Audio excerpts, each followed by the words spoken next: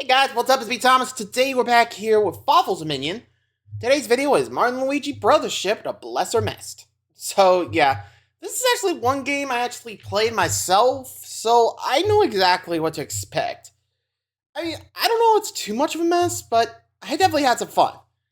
Then again, that was actually the first Mario Luigi game I ever played, on stream at least. So, there are a few games I might have to try out sometime. Anyway, let's see what Follow thinks. Will it be a fun time? Or will we just be trucked to the gloom? Let's find out. Be sure to subscribe for more. Hope you enjoy. Here we go. Channel powered by Patreon and YouTube memberships. Pledge or join today if you want to keep it strong. And shoutouts to those who already have.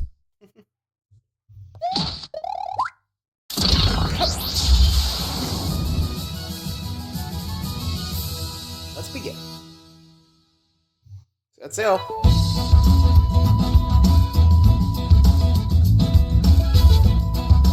Hail viewer, welcome back to Blessed or Messed, Lawful's Winion and Awful's Opinion at your pleasance. Cool new shades. Do they make them for men? It depends what size ego they are. The pixels start to warp at 50x.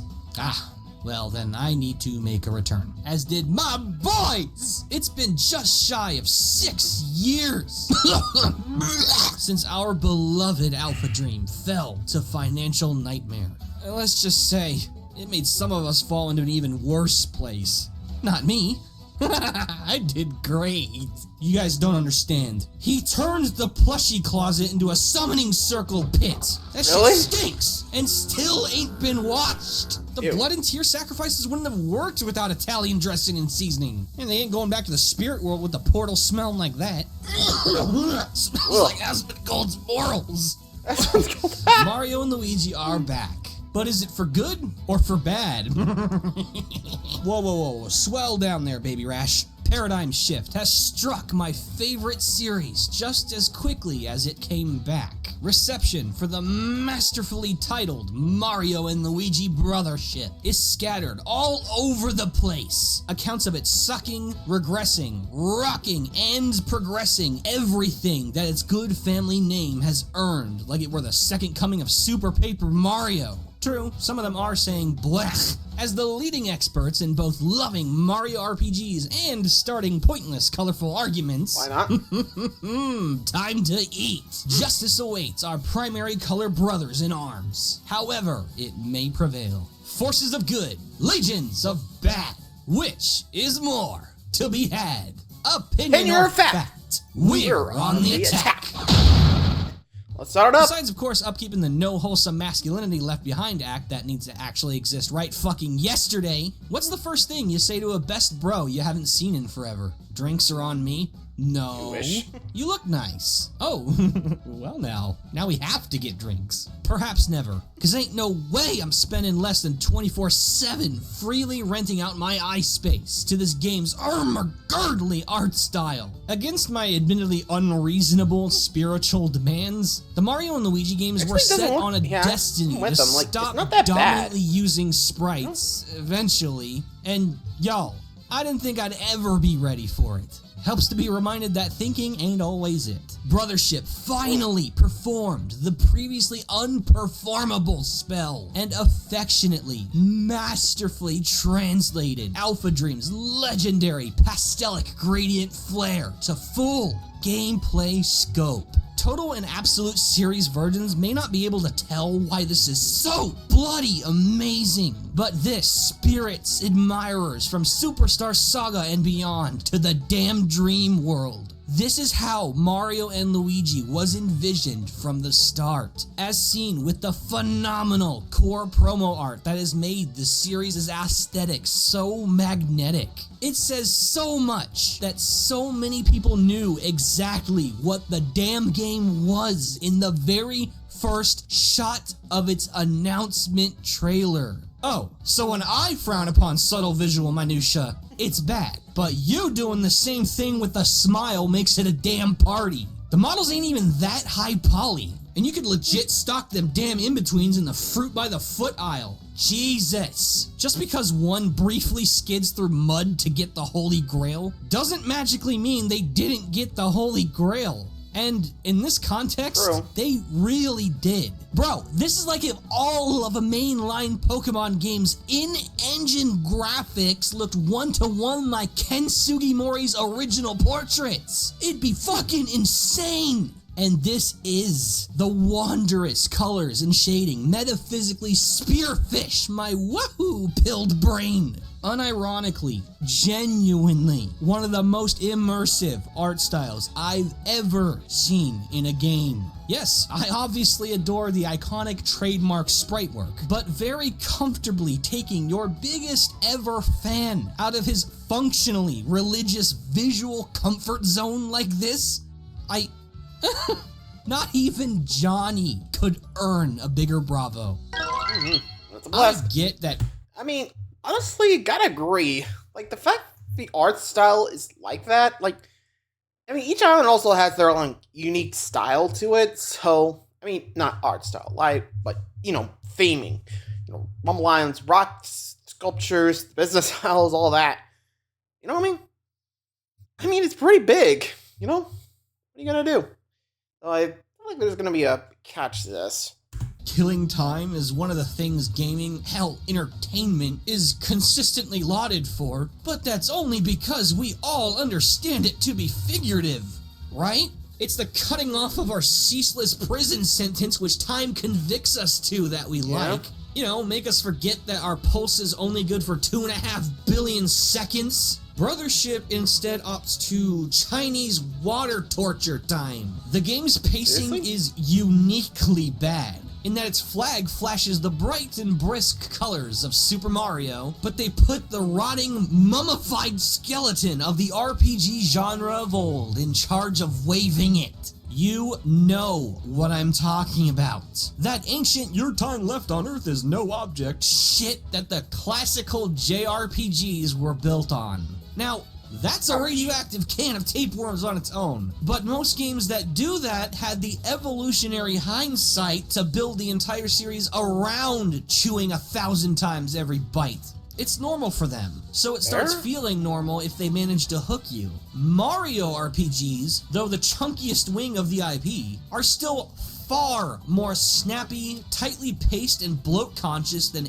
every other major role-playing franchise. Say goodbye to that, because the game all about killing loneliness wants to make sure you don't spend time with anything else but it. Core events in the progression feel like they were placed by an overcooked YouTube video essayist. The ones who take 6 hours to say they hate a 2-hour movie. The first boss and Bros attack takes damn near 3 hours to get to. Oh, come on, that's not so bad. By that time, in Bowser's Inside Story, you're past the first giant battle in both Paper Mario 1 and 2. You'd be a couple steps into Chapter 2. You'd be a quarter done with the Mario RPG remake. I'm not kidding. New Bros attacks come at the speed of a monthly salary. The normally optional concept of talking to everyone you see is practically forced on you. The island hopping gimmick constitutes borderline General White caliber back and forth, and it being on the butt end of the 30 FPS half of the series. The load times between the fuckloads of standard encounters and hub travel takes me back to the shittiest parts of PS1 nostalgia. Oh, and they took out saving anywhere and fast-forwarding dialogue. Oh my god, guys! I get savoring a slower burn, but you don't foster a warm touch by charring down to the bone. It is the longest Mario RPG yet, but that doesn't mean my wrinkles should be able to tell. Yes, true. Brothership ain't Xenoblade 2, Dragon Quest 7, or Persona fucking 5 levels of get on with it, but for Mario to so impassively drag out an ankle chain your precious playtime, maybe it's not wrong, but it feels wrong. Shoehorning in 3 to 5 hours to get people who we already know like each other to say they like each other in front of a magic watering can of Flea's dick length before the climax is not fun. Yeah, that was dumb. I get that with new developers, we kind of have to embrace the reality that this is merely a taste of full potential to come, but you can't blame a mouth for fussing with an acquired taste. Yeah, fair. I mean, I played Mario. I mean, at least the Paper Mario RPG and, well, Thousand Year Door. Or, you know what I mean. RPG, Thousand Year Door, you get it. I'm actually not sure how long it took me, but then again, I did take some time to, grind up my levels for Brothership, so it wouldn't take that long. But it did feel long.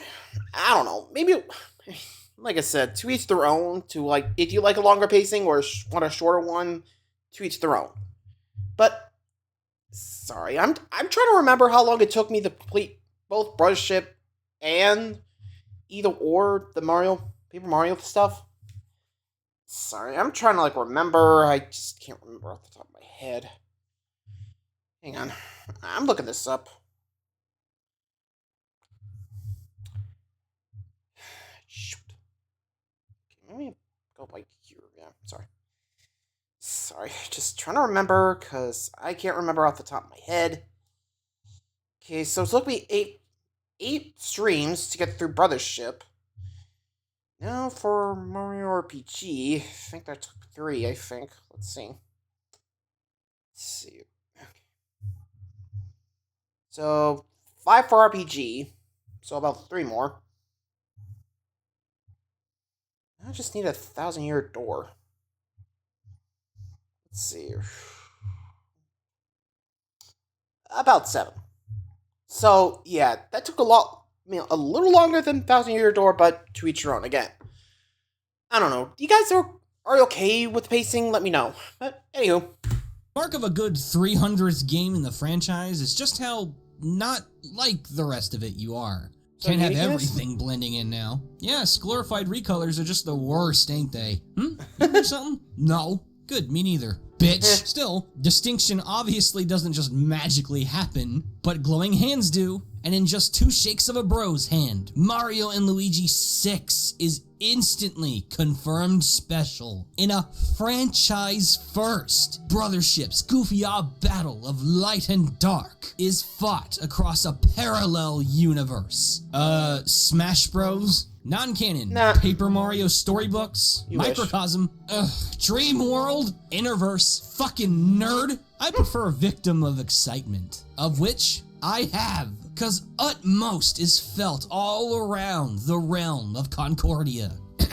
Upon an infinity of untamed azure drifts the hope of all who matter, yet still, for such to feel as though they do, unity's roots must meet this blue, a tree most grand, showered in concord. Never again shall our lives be bored. Ugh, speak for yourself. Wait a minute. This is Brothership's aura encapsulated, an expanse of endless ocean whose order and chaos rests upon photonic gardeners called Watanists, siring the health of their gargantuan floral child, the unit tree, supplying bond-binding light known as Connector to literally bring the world together as a collective seafaring continent. This is a Mario RPG, whimsically wielding weird as a loaded, outlawed weapon against the snorers of status quo. The damn Concordians even got outlets for faces, man. Oh, I love it! This blessed combo of Zelda Wind Waker meets Sonic Unleashed and Kirby Forgotten Land at a Dream Team hosted seminar on lore crafting your heart out. It's, oh my god, the magic. It lives! Such charming, creative story presentation makes just existing in its world so much fun. And for the first brand new wholesale Mario RPG in a goddamn decade, I could not be happier that it feels like one the whole way through. Everyone likes to say the world sucks, and while as debatable as the entire point of Apple products, ain't nobody disproven the very much objective fact that people make it all worth it. But what happens when your world definitively kicks all the ass? Well, in this case, the people in it only cat some of the ass. In a shock that comedically frizzed up even my non-existent hair, Brothership's cast turned out overwhelmingly alright. Visually, yeah, no, they're plenty charming. That wall socket for a face thing makes me smile like an idiot every time I see it. No, it's their personalities. Everyone short of the bros, Snoutlet, Reclusa, and the Extension Corps are modest and subdued to the point of being ordinary. That trademark at this point, legendary Mario RPG spice, is just not there in enough quantity. Nobody's terribly written or stupidly obnoxious either, but things are basic ass RPG NPC fare for so long, I'd welcome a walking literary shit show just to stir up interest. With this being the same team that co-developed Octopath Traveler, a game I sorta liked, but not for its characters, yeah, maybe I should have heard this bus coming. God, I'm so used to you being either really loud or really quiet. It ain't too much fun hearing you at mid-volume. I know, right? That's literally my point. Gimme blessed or gimme messed, not fresh out of zest. Pretty much. You set in place certain special expectations. When you anchor an entire world to a titanic tree watered by life-richening unity, if you're pumping that kind of ambition and whimsy into the baseline fantasy, what in the bloody eyes gouge out fuck are you feeding your villain? Cold, hard nihilism. Now, normally, that would taste kind of stale, because damn near everyone cooks with it whenever pure evil is the daily special. But Mario rarely does, and even rarer does it last all game long from someone who doesn't reform, but by the stag, plasmatic claw of Reclusa is that mold, gashed and gutted. Sure, it's been chipped before with Shadow Queen pre-Reform Black, arguably Fawful, and certainly the Shroobs, but no, this is different. Something far more sinister. This guy? He looks like if Vox smoked a carton of Roku sticks. What's the matter? Not scared of being alone, are you? Do not say that again! Okay, yes, the guy who novelized his real-life nightmare about overwhelming loneliness incurred by an uncharacteristically monstrous force in his goddamn Mario and Luigi game can't exactly bury the lead all that well when the fucking thing chows down on the official canon. I wasn't all that surprised to see Zocket revealed as the secondary villain, but I could not believe how hard they went on its main villain. Now, I ain't talking Fawful hard, but holy fuck Reclusa's metal. Icy, sharp, slit your throat metal in what's a biblical antithesis to Mario and Luigi's world-saving brotherly love. This Apple II CRT from hell is reviled in legend as the primeval avatar of solitude, playing the part of giant supernal wire cutter and severing every connection between any who feels, stranding all sentience and dooming entire worlds to die in silence. I'm just gonna... This may be the rawest, purest evil ever put in a Nintendo game. Hell, most game villains, period, don't have a manifesto. This primordially terrifying. That classical, old-fashioned RPG pacing hurts a lot less when you realize a classical, old-fashioned RPG evil awaits you at its end. Yeah, I mean, going back to it, like the fact that Reclusa wanted to basically do the World Tree thing from Naruto, oh boy, you know, I mean, draining their life forces, that people die alone. Yeesh. Like, I think most of us could agree, not the best way to go. You know, people want to get remembered for something, but dying alone, all forgotten, yikes. And also the point of, like, you know, the Mario brothers in their own world, like, that, yeesh, creepy as heck. Like, I don't know if we'll ever get that close again, but damn. I mean, again, I played it, so I know what to expect. Anyway.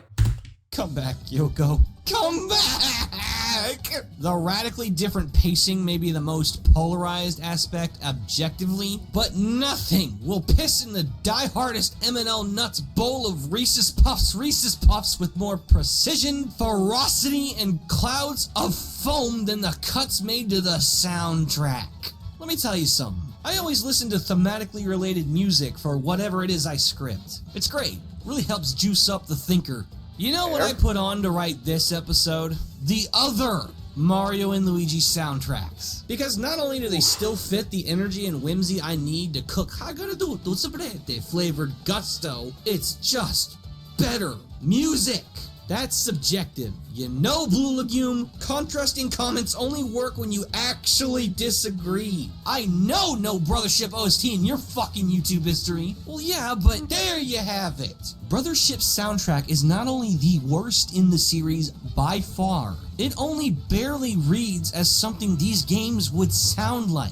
The battle themes have gone from the most premium energy and aura farms in the history of one-at-a-time warfare, masterpieces you could genuinely listen to forever, to adequately polished treadmill tunes. Also, all of them, even the final multi-phase skirmish against the demon that's going to drown everything in meaningless quiet, sound so like another. Peppy, vaguely triumphant hip shakers that give just enough of a damn that it checks the box. Nothing climactic, nothing somber, nothing I'm going to remember. And I feel bad saying this. The new guy they got had to follow up for Yoko Shimo fucking Mura, the best video game composer that isn't Koji Kondo. I fully plead guilty to picking cherries from the Garden of Eden. I wanted Eve, I got Sisyphus. Ouch. What a king for trying, though. While most would call the matchup between Brothership's Hideki Sakamoto composed soundtrack and the entire rest of the series' Yoko Shimomura composed soundtracks, Coughing Baby versus Atom Bomb, I prefer to call it Hot Pocket versus New York Pizza. Like, no shit, the literally best in the world sweeps. But are we just gonna pretend Hot Pockets still ain't a good snack? Would it be sponsored? No, I'm just having a stroke.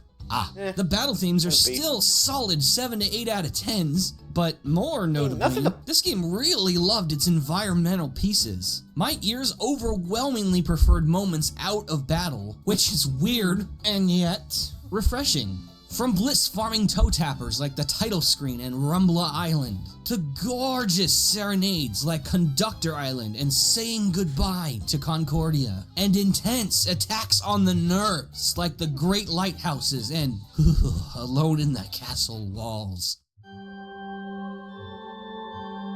Yeah, that.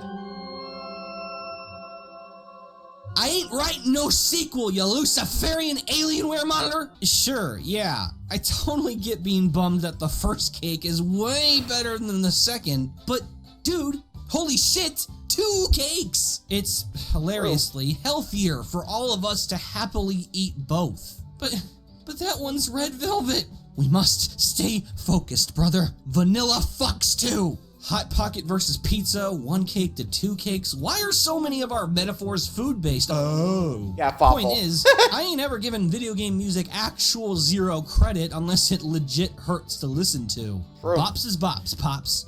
Yeah, I mean, nothing wrong. Gotta love catchy titles, huh? Despite being the barest asset, the plain text chosen to abduct bored, unstimulated eyes like a UFO tractor beam is among the most important for a product. And it works out pretty cool if you get real clever. For all those who click this show expecting a Bible reading in a dumpster, we kind of did deliver, didn't we? You do talk very holier than thou, and we could easily sell that smell in the summoning circle room as Monsters Inc. perfume. Never a more fragrant scent to woo a fine bitch than Garbador Grope Opera. Except for maybe your opinion. Well, as the Messiah, I can at least say our title kept some promise. Mario and Luigi Brothership, though, Make no mistake, the title is brilliant. There's Mario, there's Luigi, they're brothers, and they're on a ship. But my issue, nitpick, yes, Logie Bear, this is a nitpicking, is that the game doesn't develop the bond between the Mario Bros. This is technically an entire new realm for the dudes, threatened by an experienced world-killing deity. They were literally isekai'd here to vanquish him because of their omnipotent brotherly bond. But nothing special actually happens to them, nor do they act accordingly with this elevated theme of love makes the world matter. Neither experiences dramatic danger, they don't dive into the psychology of why or how much they love each other. They act like they're just showing up for work. In a world where Super Paper Mario and especially Dream Team didn't happen, I wouldn't even bring this up, because this is their emotional status quo otherwise. But the amazing twists and developments in those games made me feel far more strongly for their relationship than those in a game named after it. Look, I don't need them to pole vault over sharks. Ain't trying to make Ship Shape Island Brokeback Island. But I don't think expecting just a little bit more feels when in a world that actually, literally depends on it is too much to ask for.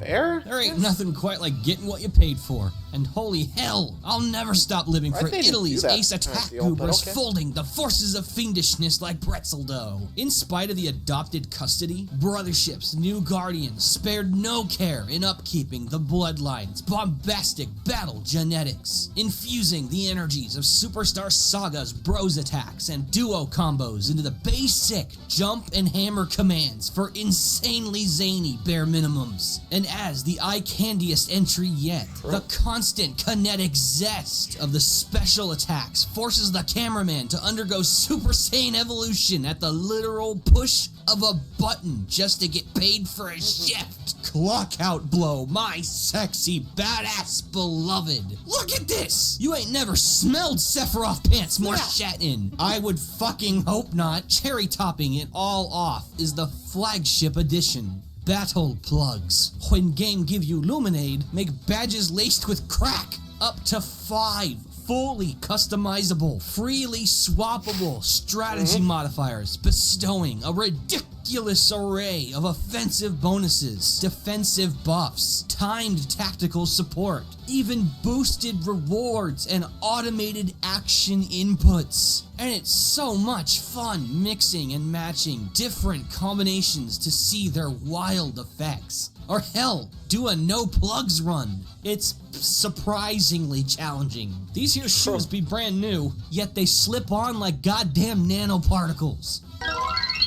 Officially, half of the Mario Luigi series now plays in 30 FPS. So you think I'd have fully embraced it at this point. I'm getting closer, but since this baby need binky thing I got going on here just will not sleep, wah I must. Brothership's lightly inconsistent, low-end frame rate isn't quite the God Taketh Away in Bowser's Inside Story DX, but it's also not the I barely even noticed in Dream Team and Paper Jam. I noticed. You will notice. Our interconnected instinct to squint with dissatisfaction is noticing as I speak. You know, if this game eventually gets an upgrade on the Switch 2, you're gonna be first in line at Stupid Town's ribbon cutting. That's the neat thing about being a recolor. It's artistically impossible for you to look stupid first.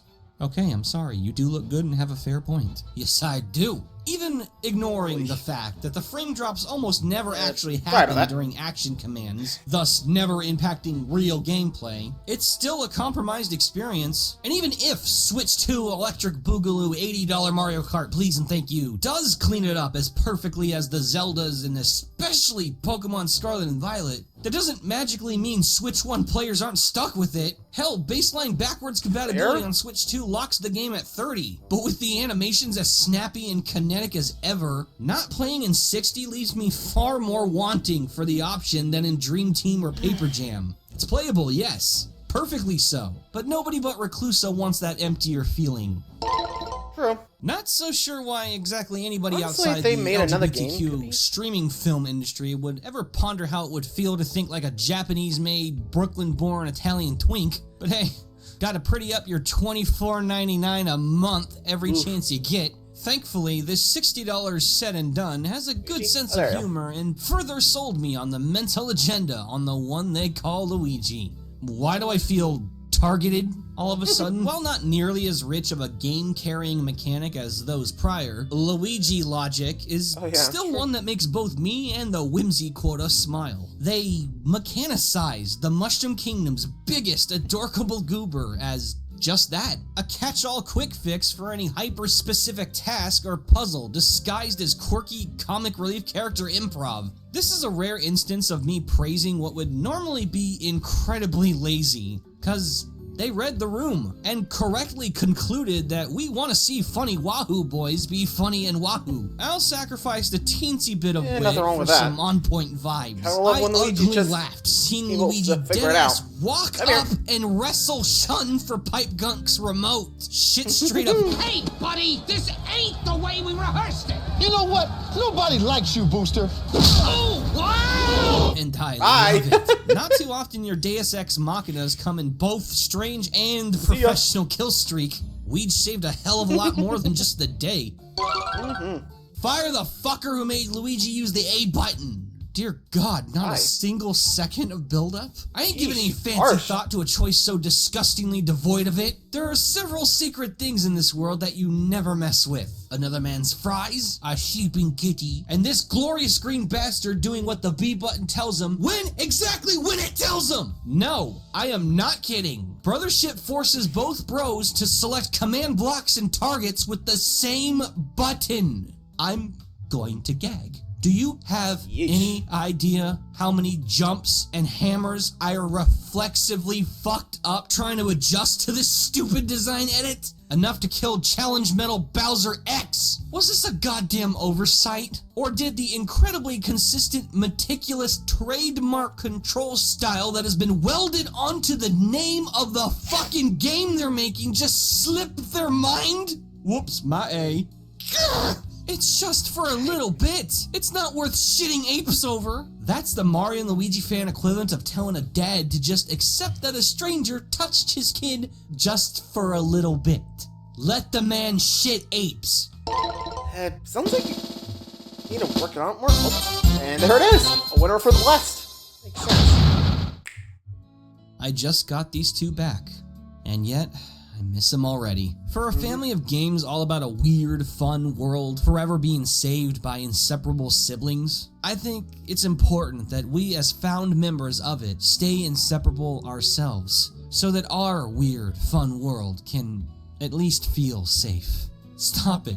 You're gonna make me cry, man. Bro, our favorite game series has officially returned for good. Not crying was never an option. Brothership may be a slight departure from the nigh genuine entertainment perfection of installments prior, but where it has settled is more than close enough to inherit the masterclass moniker. Beautiful, ambitious, and fun as Dickens, despite lacking the discipline needed to not occasionally be a dick in itself. But we need to remember, this is an all-new developer with an all-new direction in an all-new era. This is wonderful for a first try. And hell, the new pace, soundtrack, and cast could very well be just as powerful to newcomers as those in my favorites are to me. This is not Sticker Star, people. And while I'm not gonna lie and say it bests the best of Alpha Dream's invincible legend, and geez, people that struggle with slow starts are gonna be really hard to convince, it's still welcome in the group photos. And I am fully okay with headcanoning Acquire as Beta Dream, though their methods are stranger, nevertheless bravely, passionately continuing the work that changed my goddamn life. Find out next time where it ranks in the Pantheon. See you soon, at last, in Top 10 Mario RPGs. This has been Blessed or Messed, and we trust you, the best of the best, to know the rest.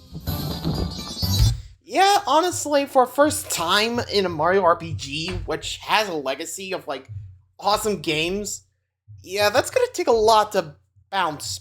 I mean, sure, it's their first go about it, so I can't give them too much, flack. Like, seriously. Can you blame them? It's their first go-around with this franchise. I'd probably be worried too if I messed it up. Well, anyway, what do you guys think? Last or best for Brothership? Let me know in the comments. Till next time, see ya.